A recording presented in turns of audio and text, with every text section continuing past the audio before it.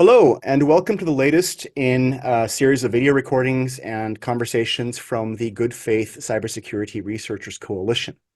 The GFCRC is a global not-for-profit industry initiative designed to advance the cause of ethical coordinated vulnerability disclosure, or CVD, helping to coordinate industry, academic actors, nonprofits, and other NGOs around the world in the pursuit of policy reform that helps to drive better approaches and more consistent and collective approaches to how vulnerabilities are detected, how they are reported, and how they are remediated, as well as helping to advance the cause of protections for vulnerability researchers, particularly, or actually exclusively, those working ethically within the boundaries of accepted norms and rules, and helping to better define and communicate these norms and rules to researchers, as well as companies and other stakeholders involved in this field. I'm joined today by Riana Pfefferkorn, is an illustrious name. She is, let me get this right, a research scholar at the Stanford Internet Observatory. Really intriguing sounding organization that is concerned with topics around what we're doing here in terms of digital rights, in terms of privacy, but also helping to advance the cause of vulnerability disclosure. She's done quite a bit of publishing on this topic, and has been a participant in a number of very relevant activities, including a recent work that the GFCRC's members have supported to develop and define norms around what constitutes ethical in terms of ethical hacking. So with no further ado, Riana, if you want to introduce yourself a bit, talk about who you are, talk about the Internet Observatory and your work relevant to this field before we kick off a bit of a back and forth on the topic.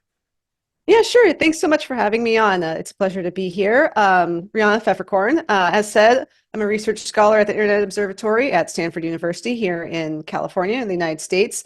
SIO is a cross-disciplinary program that does research, teaching, policy engagement for the study of abuse of current information technologies, especially social media. The idea was to try and learn more about the abuse of the internet in real time, develop a curriculum on trust and safety, which my colleagues helped teach, and to translate what we do in our research findings into training for policymakers and other policy informations for the public good.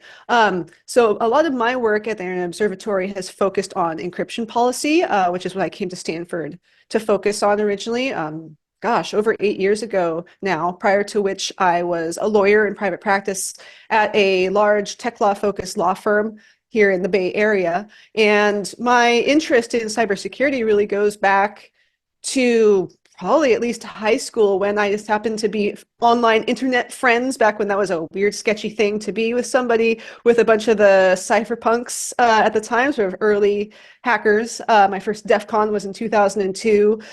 So it's been a long journey to get to where I am now, but taking that interest in and seeing the cybersecurity side from the eyes of people working to make it better informed the kinds of interests that I've had professionally and personally, and still shape my work today, where in addition to trying to push for ever more ubiquitous encryption, I've also been involved in, as you said, efforts with the GFCRC and with efforts around trying to highlight how we could make, at least in the United States and hopefully internationally, the law better and more protective for security researchers, while still enabling the ability to bring those who increasingly are using information vulnerabilities and information asymmetries to do harm to various public and private interests, to bring them to justice.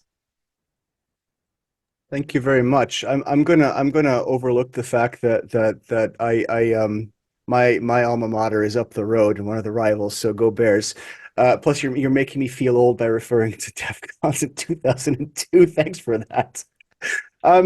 When we exchanged notes before this call, you made a few comments that you're very comfortable speaking about the U.S. legislative side, the judicial side.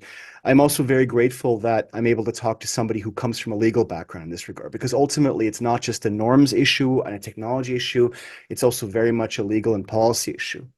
In the US, the driving factor has been the CFAA, which, like a lot of technology-related, security-related laws around the world, hacking laws and others, was conceived in an era before the impact and severity of widespread vulnerabilities really was something that a lot of lawmakers understood, I think. How is it held up? We've had some evolutions that we can go into in a little bit, but how is this held up? What are some of the major weaknesses that you see? And you wrote a paper on this now in 2022. Where do you see some of the major challenges going forward with the CFAA from your point of view? Sure. So, like you said, the Computer Fraud and Abuse Act is a federal law dating to the mid-1980s here in the United States that was intended to address computer hacking, unauthorized access or exceeding authorized access to a computer system or the information that's in it. And it was originally intended because Congress was becoming aware of the possibility that originally the concern was mostly with government computer systems and with like financial and banking systems, that the possibility that there could be malicious actors who could get this sort of incredibly crucial and sensitive information and make malicious uses of it. Famously, one of the inspirations for the CFAA is the Matthew Broderick movie War Games, where, a teenager who just basically wants to, change his grades maybe in the system and play games online almost causes World War III. And supposedly Ronald Reagan turned to his chief of staff after a screening of that and said, like, could this actually happen? And the answer came back, actually, it's a lot worse than you think. We already have, these systems that we're starting to digitize, key parts of society, and that has only continued since then. And there's all these vulnerabilities that have been in it ever since then. So the law has a long history of being used both against those who do hack for profit or for malicious purposes, and also has then sort of metastasized since then into being used in a lot of other contexts that go pretty far afield from what we might think of as sort of classic, I know when I see it, sort of hacking. Famously, one of the very first prosecutions, the first felony conviction under the CFAA was actually of a researcher whose research had gone awry, who was just trying to measure the internet from his grad student position at Cornell. But the worm that he had unleashed onto the internet ended up taking down a significant percentage of all of the computers and systems that were online at the time and causing quite a large dollar amount in damage.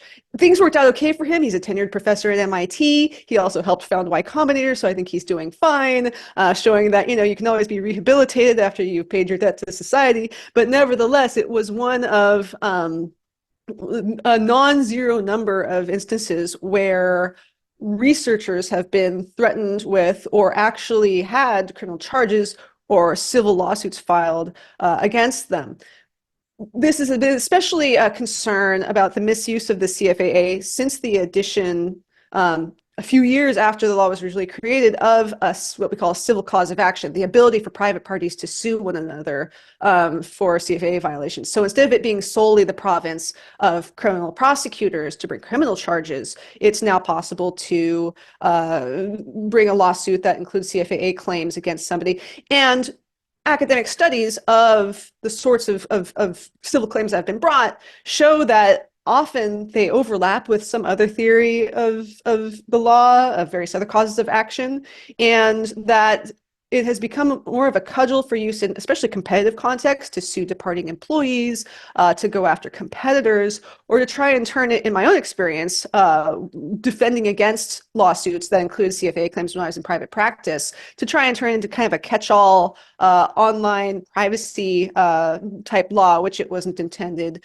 to be. So we've seen a number of ways in which the CFAA has kind of gone beyond the original vision for it, which at its core back in the mid-80s was we need to keep hackers out of US government systems and out of like the banks and the finance systems. And over time has become a law where while there still are 100 to 150 criminal cases filed in federal court in the United States per year, the number of civil cases has really exploded. And as I think we'll be discussing, the civil litigation threat is probably one of the more pressing ones that good faith cybersecurity researchers worry about, since we've seen an evolution where the US government has grudgingly over time admitted that maybe, the white hat hackers are not the problem here and, shouldn't be dissuaded from doing the work that they do. I think it also bears remembering, I mean, as you said, the CFAA dates back to 1986. That's 37 years ago today. Only 43 years before the CFAA was enacted,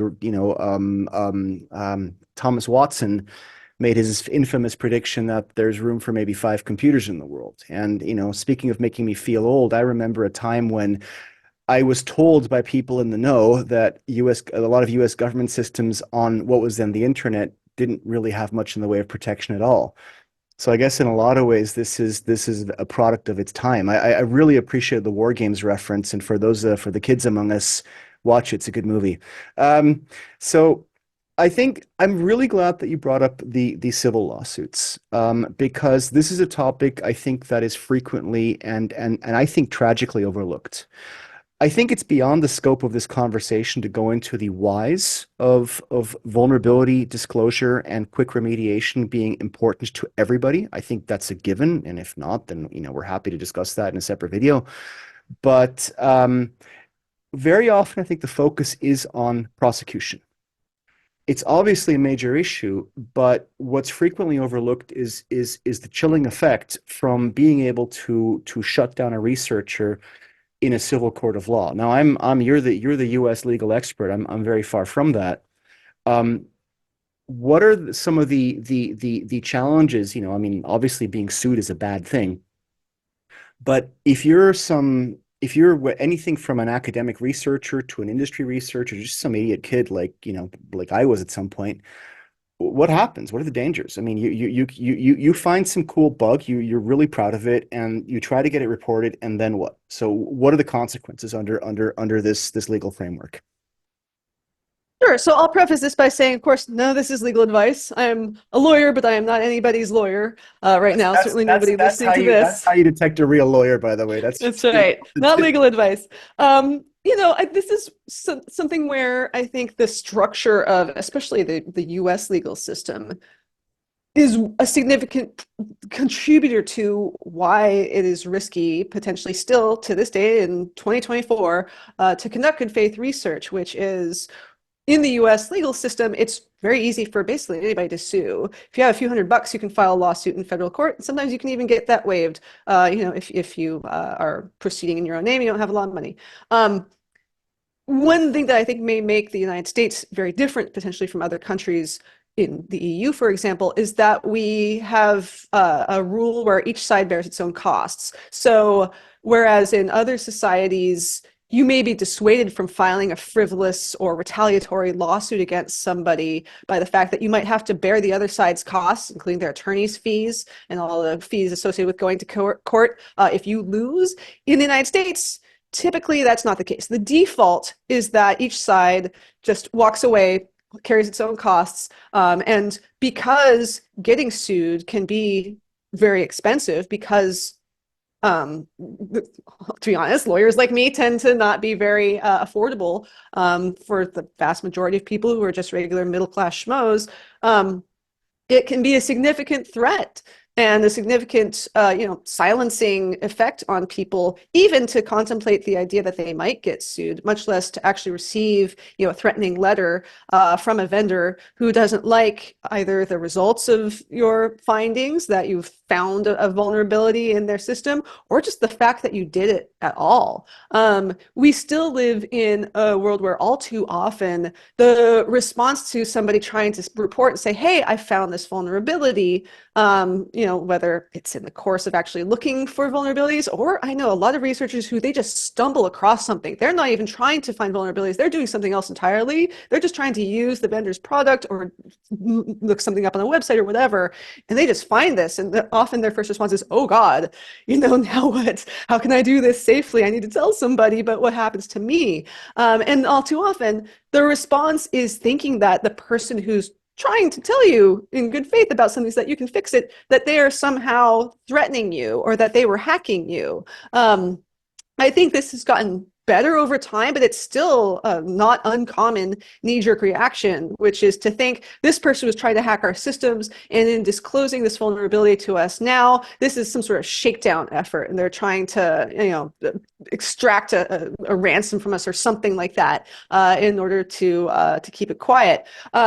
So that is still one potential idea, problem there, and that is what we still might expect to see from vendors or vulnerability owners in the language of the OECD, for example, who don't necessarily have something like a vulnerability disclosure policy in place, who don't have a bug bounty, don't participate in a bug bounty platform like HackerOne, who are sort of naive to the existence of these kinds of programs for responsible disclosure of vulnerabilities. They may not even want to acknowledge that there is a vulnerability, because even though I think at this point, it can be fairly taken as a given that there's vulnerabilities in everything. We're never going to get a perfect job of doing the coding in the first place. It's going to be a continual game of trying to make things better. There's still a perception that it can be incredibly harmful to a business's goodwill for there to be any acknowledgement of the fact that there's a flaw that exists in the first place. So I think that's still one potential issue. Even where a vendor has a vulnerability disclosure program or participates in a bug bounty, there's been research analyzing various bug bounty policies and VDPs that find that a lot of the times it ends up being less of a clear binding agreement where the vendor agrees to not sue you or trying to refer you to the police, as long as you sort of color within the lines of whatever the program is, so much as saying we probably won't take action against you, but it's up to us to determine whether you have played within our rules or not, and if we feel like it, we might still refer you to the police or potentially threaten to sue you. So there's been these sort of unilateral issues in the fact that by their nature, VDPs and bug bounties are being offered sort of as is, rather than being a negotiating process between the two, between vendor and researcher.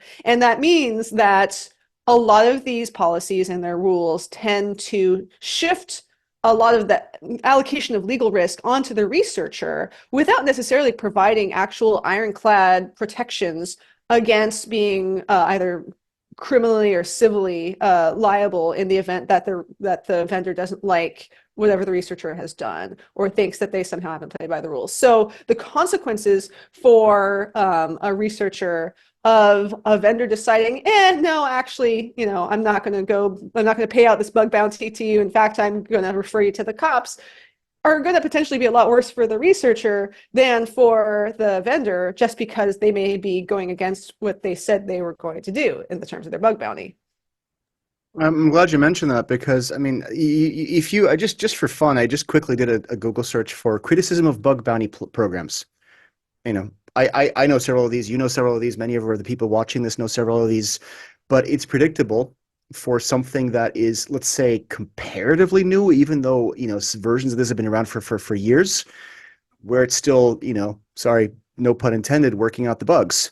But this is a really good point where there's I think there's quite a few hitches that can arise in either running your own bug bounty program or at least in making use of one. And lest anyone think the legal issues for the civil suits are purely a US issue, I need only to refer you to the video chat I did with Ed Farrell in Australia a couple of months ago, who was faced exactly the same issue with a vendor of a fairly niche type of industrial control system software, where he found a pretty serious flaw and attempted to report it and was threatened with a civil suit. Now, switching track a little bit, I think what I'd like to jump on a bit is the chilling effect idea. I'd like to come back to the bug bounty and VDP point a bit later. In May 2022, the White House announced, I'm paraphrasing here, correct me if I get this wrong, that they would no longer, the US Department of Justice would no longer prosecute actively ethical hacking under the CFAA. That's not a change in the law. And from my understanding, despite my accent, I'm very European, of the American legal structure, that also still leaves the state laws open. And I believe it was also in April of that year where one of the states, I think it was Missouri, the governor publicly accused a journalist from the St. Louis Post-Dispatch of quote unquote hacking a government website, a state government website, when basically all he did was show source and find some disclosure of some sort of sensitive data. How will this work in the US? Will the CFAA be changed? Right? Because the next administration could come in and reverse that decision, I would assume. And how would that impact at a state level? Could states still prosecute ethical hackers even if the US federal government fixes its legal structure in this regard?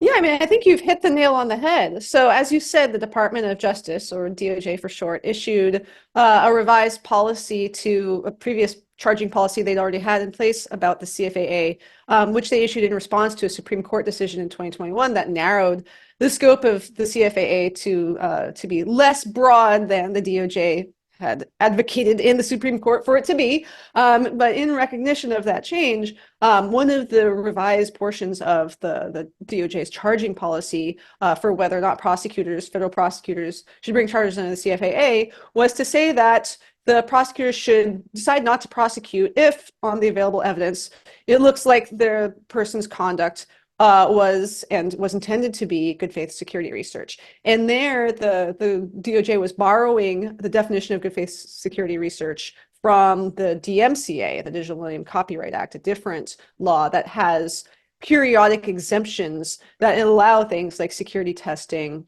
various other uses in order to avoid liability under what is intended to be a copyright protection law, essentially. And so at the time, the most recent set of exemptions under the DMCA included one for good faith security research.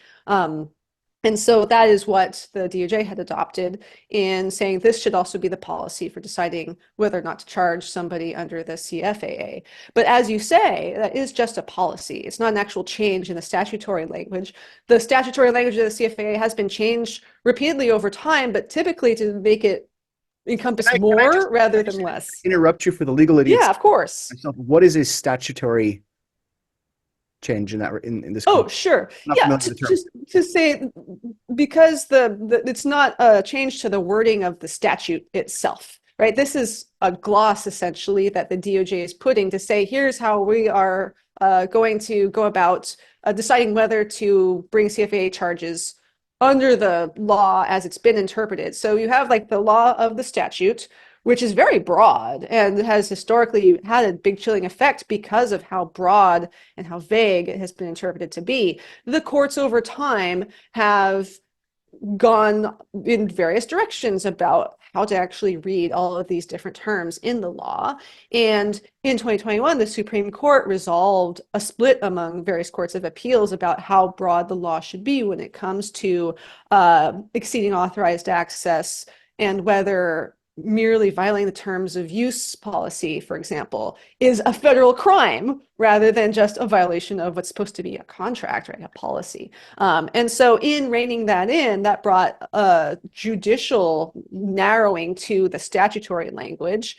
And that actually does have some legal effect in that, now that, the law is what the Supreme Court says it is. The Supreme Court can't change the language of the statute itself, but it can say, here's the reading that we're putting on the law. And then the DOJ, for its own part, can decide what do they want to have it be their policy for enforcement of the law, since that's their job. The Supreme Court interprets the laws, the executive branch enforces the laws. So when I say a statutory change, what I mean is neither the Supreme Court nor the DOJ has actually changed the language of the law of the statute as on the books. That is Congress's job, and that has not happened to protect security research so far. When Congress has changed the language of the statute, it has typically been to bring more things within the ambit of the statute. The most recent change to the CFAA that Congress had made was a few years ago in order to make it clear that air-gapped election equipment, voting equipment, was within the scope of the law.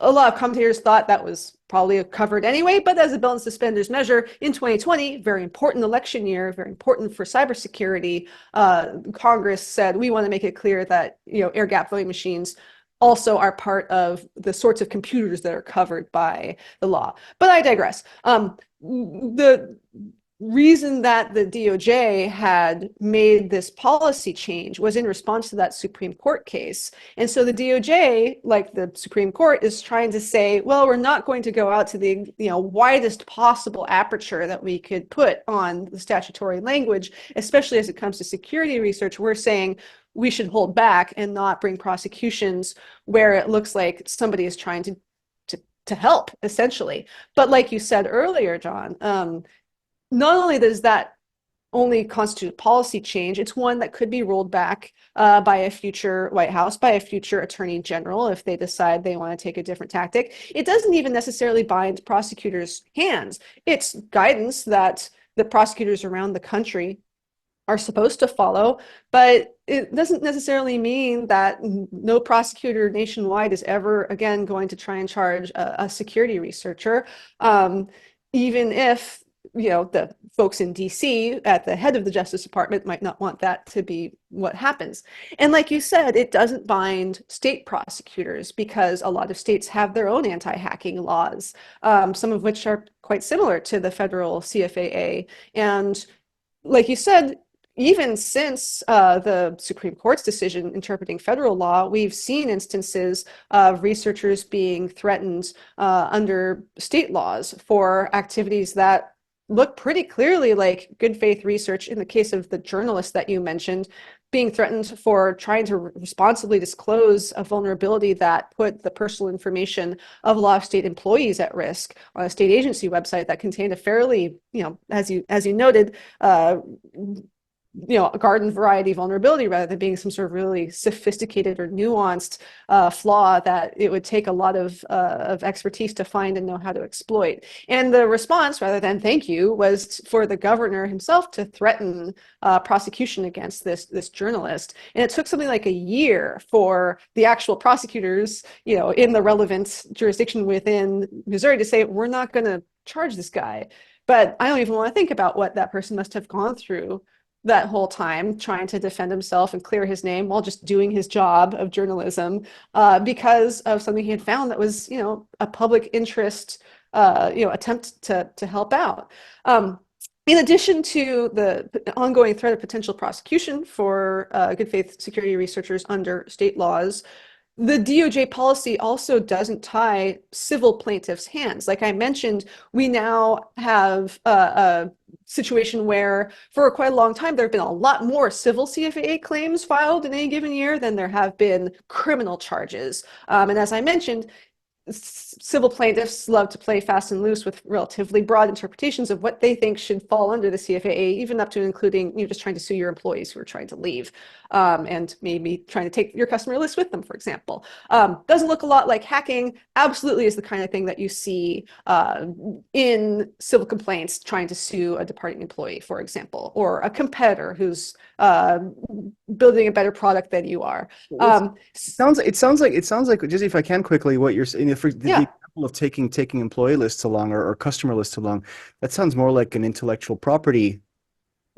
Exactly. And so there are other laws that already cover this. And so you'll see the CFAA sort of thrown in almost as like a kitchen sink theory when the key theory might be a trade secrets, case. Or if you're scraping data from somebody else, they might try and bring a copyright claim or a contract claim for violating their terms of service. Things that don't necessarily need the CFAA in order to get, a remedy for an alleged wrong.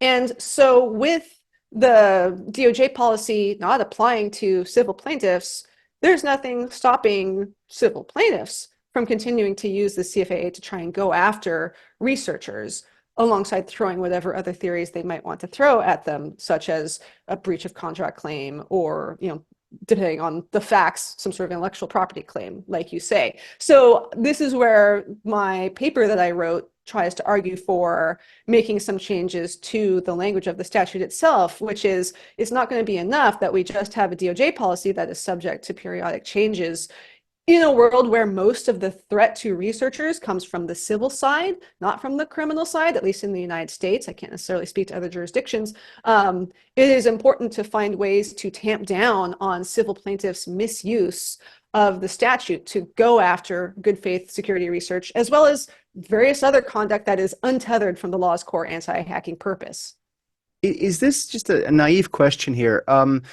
We're all familiar with the gigantic boilerplate end user license agreements for software. Is that something that, in your experience, has often also been used?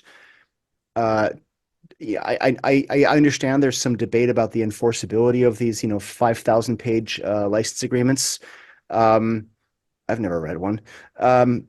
Is that something that has been used to dissuade researchers who might, not own the software, quote unquote, but what is it, license the software, and Right. thus you're not allowed to go poking around with it? Or is that something that would be covered under something like fair use? I mean, it's a great point. I think end user license agreements, terms of use, acceptable use policies, those have always been one of the various legal risks that researchers think about when they're considering how can I try and conduct my research within the bounds of applicable law.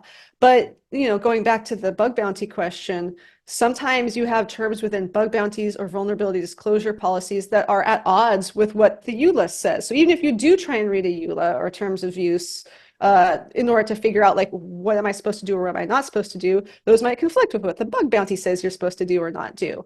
And like I was saying earlier, there had been interpretations by multiple courts in the United States prior to the Supreme Court decision that said, oh yeah, if you violate a terms of use, that turns your access into unauthorized access to the computer system in question, and now it's a CFAA violation. So as an attorney, when I used to advise and counsel clients, there's something a lot scarier about a federal criminal law being thrown at you as opposed to a breach of contract claim.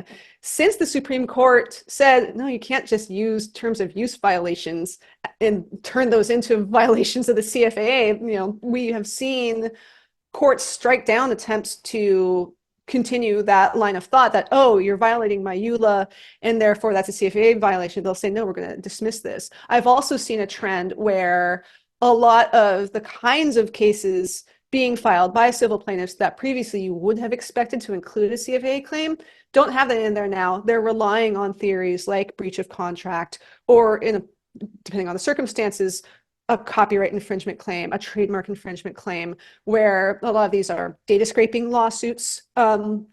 For example, airlines suing various apps that allow you to collect or make easier use of your air miles, for example. Oh, well, you're getting into our systems in order to get the information about the person and their loyalty program information. And therefore, by scraping in violation of our terms of use that say no scraping, you're breaching our contract. Oh, and because you're using our trademarks, because it's our loyalty program, we're going to accuse you of trademark infringement as well, that kind of thing. So we have seen a shift since the Supreme Court's decision to less use of the CFA in a way that is now clearly foreclosed by the law, but nevertheless, we do still see these other theories, which have always been there, pleaded alongside the CFA claim in previous times, now taking center stage and being more important because the CFA is no longer a viable theory in those sorts of circumstances. So that remains the kind of thing that researchers need to think about and consider, as part of their overall risk analysis. Again, not legal advice, but to think about, like, how litigious is this vendor? What sort of a track record do they have within the security community? Are they lawsuit prone outside of that? And to think, like, what sort of risks might arise from violating the terms of a contract, as opposed to, am I going to get criminally prosecuted under a federal law? And those are different considerations. And I always call them out, and full disclosure, they are on our board of directors. But for me, the star pupil of how to deal with vulnerability disclosure is Microsoft, and has been since Patch Tuesday ramped up in the early 2000s. And I think a lot of software vendors don't understand that there's kind of a almost a Streisand effect of if you crack down on somebody who was trying to report something and then it turns out to actually be a serious issue, you're not going to look good either in the eyes of the public or your customers. Conversely, in security management communities, several of the ones I'm in, vendors who are open to proactively reporting and fixing vulnerabilities are generally more respected. So make of that what you will. I want to shift gears very quickly and talk. Well, one other question about U.S. Jurisprudence for those not familiar with it. My understanding, sorry to get into arcana of U.S. constitutional law. My understanding is that I believe it's called the Supremacy Clause that says if the federal government says something that the states cannot supersede that. Do you think that legal reform for CFAA is realistically on the horizon? One, and two, if that happens at a U.S. federal level, would that supersede states' ability to engage in, I'm gonna say, unjustifiable prosecutions under their own laws? So I'll give the lawyer answer, which is it depends. One, I think what you're referring to is the Supremacy Clause of the federal Constitution. And so neither Congress nor the states can pass laws that violate the Constitution. So if there is a conflict between a law that arguably impacts speech, the First Amendment would take precedent over that, right? Sorry. I noticed, by the way, to your credit, you didn't wince when I was mangling. But you are on the right track, which is there is a related, not unrelated, a different doctrine of preemption, where in certain circumstances, Congress can occupy the field, as we would say, field preemption, with regard to particular subject matter by passing legislation. And that does preempt the states from passing legislation on that topic. Congress has the final word. There's a whole other set of law out there that the courts have developed about how you determine when Congress has decided to definitively preempt the states from acting in a particular area. There are also, as you noted, it's not unrelated. There are various constitutional areas that are reserved solely to the federal government, where the states may not legislate. Those tend to be things like, international relations, immigration, right, foreign policy, those kinds of things where this is supposed to be for the federal government. It's not up to California or Arizona or Texas to make their own laws in that area.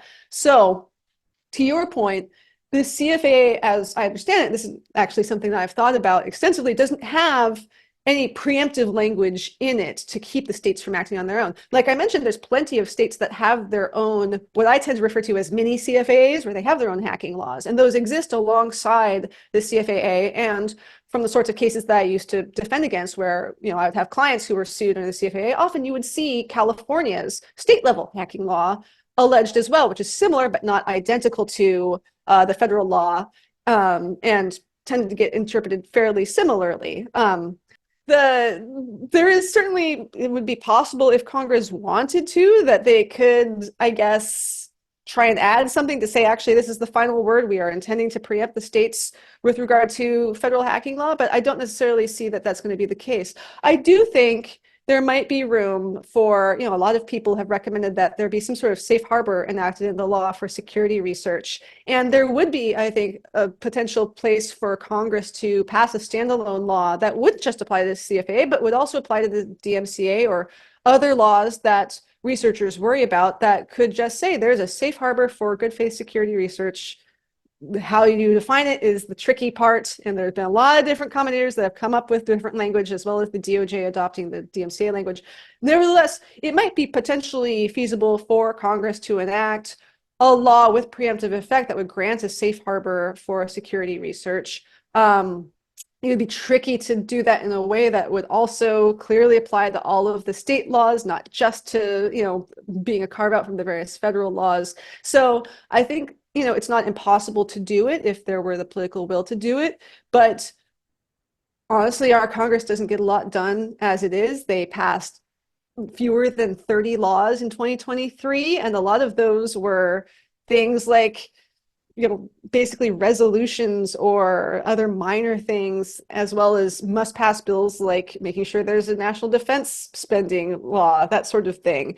So based on how gridlocked our Congress is and what their priorities have been, I don't necessarily see a good faith security research law with, preclusive, preempting any sort of state law to the contrary effect going into, going before the president for his signature anytime soon. But still, like, another world is possible. And so we need to continue thinking about all the various policy strategies out there for trying to make the world better. One of the frustrations that I have always had with bug bounties and vulnerability disclosure policies is that they are sort of a contract law workaround to the negative consequences of the laws on the books.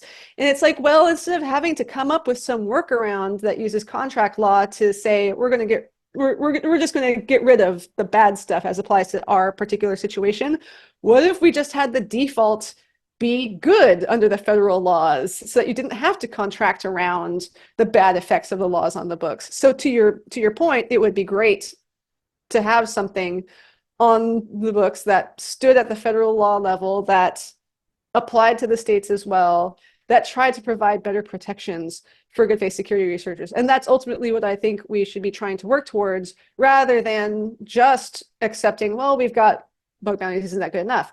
That said, we should be trying to fix the problem with bug bounties and VDPs as well, to make them less unilaterally allocating legal risk onto the researcher, to make bounty offerors stand by their word, to make it more attractive for everybody to participate in pro-social, beneficial to society level activities that also happen to come, at least in the bug bounty situation, with a payout. Hopefully a lot of people make their living off of that.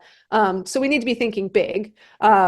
But I don't necessarily see the sorts of reforms that I advocate for in my article about reforming the CFAA actually happening anytime soon, which is fine. But I'll settle for now for members of Congress just reading that article to begin with, and then they can go I'll from link there. to that, and hopefully one of them will see it. You've actually addressed one of my two remaining questions, which is how do we improve the status of bug bounty programs? And I thoroughly agree with your point that they're a functional kludge. But sometimes you need a kludge because that's all you've got. So it's the least worst option that we have available right now. One thing I want to touch on before we wrap up was the role of CISA. The Cyber Infrastructure Security Agency, part of the Department of Homeland Security in the U.S., has been, in my view, in my experience, one of the most constructive, proactive, engaged, and supportive agencies worldwide when it comes to dealing very pragmatically and openly with industry. This has not always been the case. When it comes to, for example, cyber threat intelligence sharing, they're extremely good. They're extremely supportive in terms of capacity building around the world in cybersecurity. CISA has a vulnerability disclosure program. I will link to that. You can report to CISA. However, hand in hand with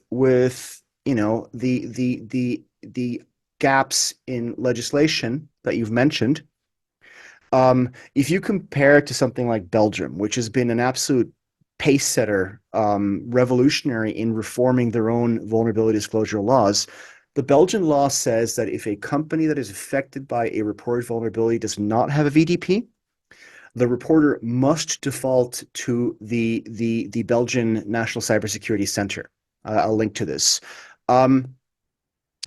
CISA has these resources. CISA is more mature, they're better resourced, and yet there is no such obligation. Do you in hand with the Department of Justice guidance, I think you called it, do you think there is an opening or a willingness or a desire from CISA or its fellow agencies, whichever they are, to help somehow drive policy or researchers or companies in the direction of using CISA as a reporting agency, as a tool?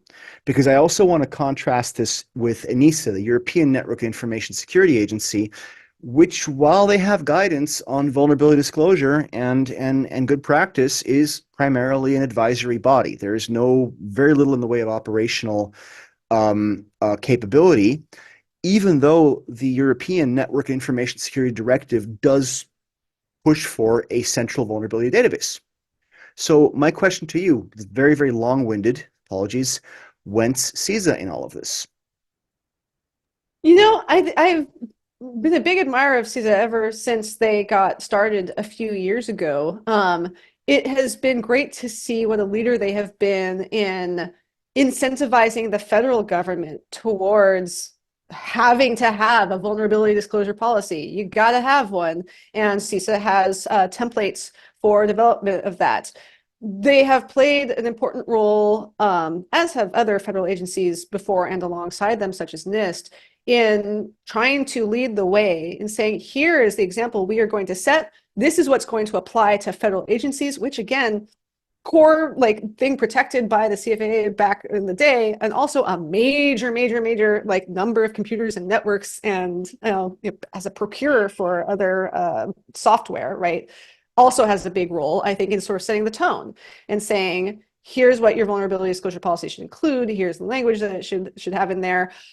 I think their hands are a little bit tied in terms of CISA having largely a guidance function for the private sector as opposed to federal networks, in terms of being able to actually force the hand of anybody in the private sector to have a VDP. And potentially one of the drawbacks, I guess, of CISA is that you have to know it exists in the first place to know to go and say, oh, I can find some guidelines for how to develop my own VDP. Because if you're already at the point where it's 2024 and you don't know what a VDP is, I don't know how much you're thinking about CISA in your day-to-day operations either. So I think there's probably still room, as you say, for there to be more to try and be more prescriptive for the private sector, but from both CISA and just other parts of the federal government, it's been a lot slower to try and get resources into the hands of just average, small and medium-sized businesses,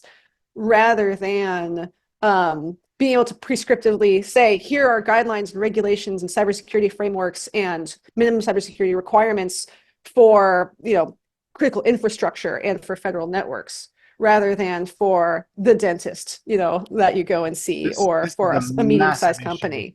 This is a massive issue. I mean, the whole SME topic is a day's worth of discussion in its own right, because all the information is out there, all the resources out there, but the very fact that there's so much of it is not digestible by your average SME. I'm really glad you mentioned that. Sorry, I didn't mean to interrupt you, but that's really, I think that's something you should be aware of. One of the things I think has been a strength of CISA is that they are not the police, the cop on the corner. They are there to work with and help federal agencies and the private sector entities that they, mostly, as said, critical infrastructure.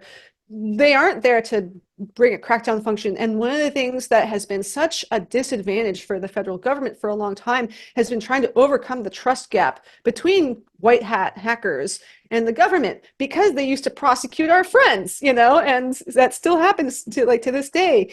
There had been such a charm offensive that I had seen from the Department of Justice going to DEF CON, going to Black Hat, trying to repair the relationship with a deeply skeptical security community. Even when the DOJ announced their revised policy in 2022 to not prosecute, good faith security researchers, a lot of the response I saw was, we'll see whether you actually follow up on this and make good on this policy, that things are different now.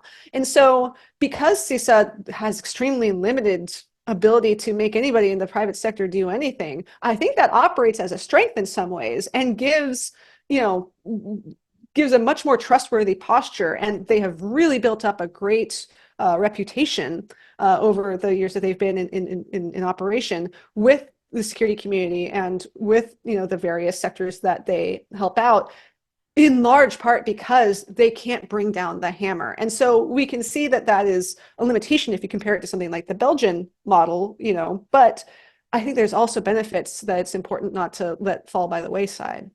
Well, it's interesting you mentioned that, because I mean the Belgians, they're not the CCB, the Center for Cybersecurity of Belgium. They're similar to other European NCSCs, National Cybersecurity Centers. That they are not cops, right? That was not the implication. So they cannot bring charges. However, the idea there is simply to ensure that if you are disclosing a vulnerability, that you do follow a VDP. Right. So you're not. There's a backstop of some type. Right. There is exactly a backstop is exactly the right term. And I fully agree with you on the constructive nature of CISA, and there is a real reason why Spot the Fed is a thing.